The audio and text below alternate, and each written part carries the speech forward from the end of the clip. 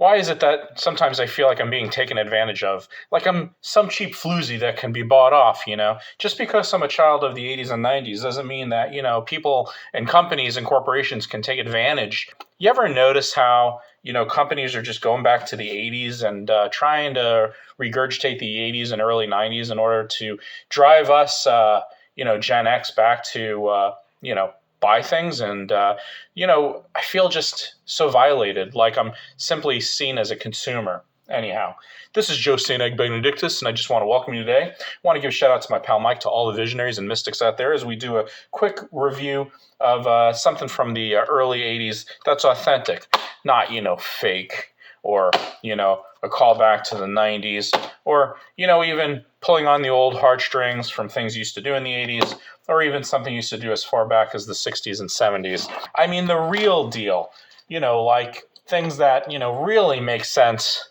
from being back from when you were, a kid in the 80s or 70s. Again, some of the greatest decades ever. So, things like that.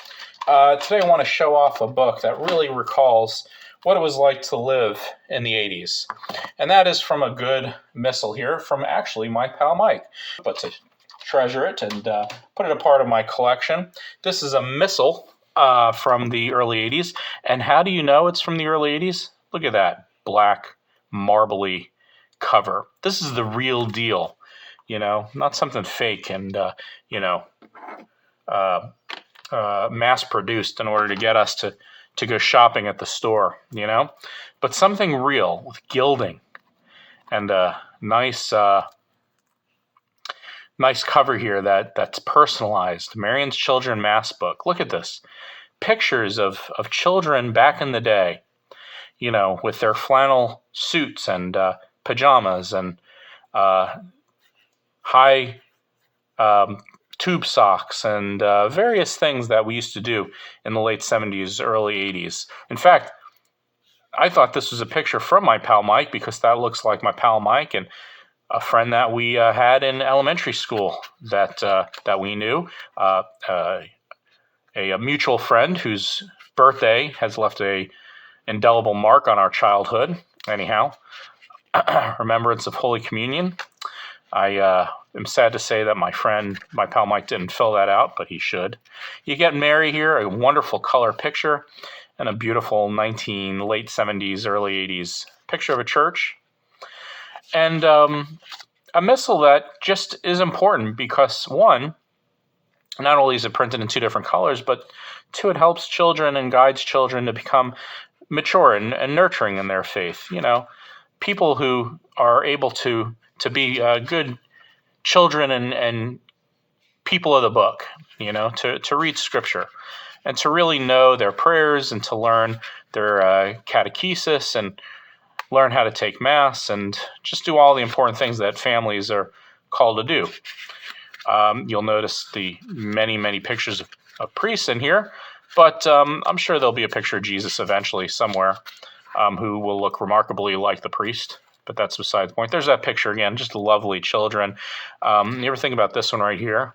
Did she give her consent to have her picture taken and to be included in this book for all time, eternity? I don't know. The Mass elements, another picture of the priest. Here we go. The angel visiting Mary. Age-appropriate writing here. The birth of Jesus, appropriate for this time of year. There's Jesus. Very good, very good. Love the wonderful artwork. And I wanted you to imagine, growing up in the 80s, not having cell phones or tablets to distract us in church, kids, I mean. These were lifelines to children. Not only would they leaf through this during mass, as they had to find something to do, but they often would look at pictures. And for many, many children of the pre-internet years, these images made lasting impressions that really brought our faith to life. I mean, I know I'm joking for some of this, but you have to think of how formative these books were. Again, in a pre-internet age, when you were in mass for an hour, you had nothing to do, and you really would look at the pictures and look at the prayers and And those graphics of Jesus would be stuck in your mind. You'd remember your 12 disciples and your apostles and angels. Beautiful artwork here. Mary in the back with her blue royal garb, semi-royal garb. Let's see. This is the prodigal son. Okay, you have the elder son here in the back with a pitchfork. And who knows what this person is. Jesus teaching on the Sermon on the Mount. So you have to think, though the world in which we lived was analog, it really made lasting impressions that were both good and bad. Good because we really grew up with a faith that was really iconic in that it provided an analog way of learning the prayers, of writing out prayers, of having pictures that accompanied your prayers, and it was bad because now it's just being marketed for junk culture that that really just plays on our consumerism and our love for a long lost era. By the way, have you seen the new G.I. Joe toys that they try to push as G.I. Joe toys? They're awful. You just can't beat the true G.I. Joe, of the 1980s, when they first came out.